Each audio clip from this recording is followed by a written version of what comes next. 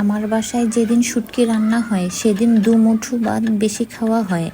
আজ আমি এমন একটা রেসিপি শেয়ার করব যা অনেকের কাছে অনেক প্রিয়, আবার অনেকে অপছন্দ করে। তা হলো করলা আর শুটকি। এই দুটি খাবার অনেকেই পছন্দ করে না, কিন্তু এই দুটি অনেক উপকারী। আসসালামু আলাইকুম। আজ আমি রান্না করব শুটকি দিয়ে করলা। এই রেসিপির জন্য আমি কাচকি শুটকি নিব। শুটকিগুলো ভালো করে তাওয়ার মধ্যে টেলে নিব, তাহলে সুন্দর ঘ্রাণ আসবে। তারপর ভালো করে ধুয়ে নিব। এই রেসিপির জন্য নিব করলা আর আলু কুচি, টমেটো কুচি, পেঁয়াজ, কাঁচামরিচ।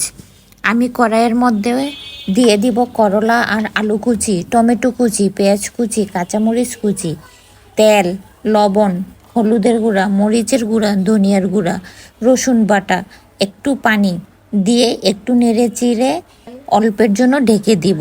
বেশি ডাকবো না, তাহলে করলা তিতা হয়ে যাবে। লবণ, হলুদের গুঁড়া, মরিচের গুঁড়া, ধনিয়ার গুঁড়া,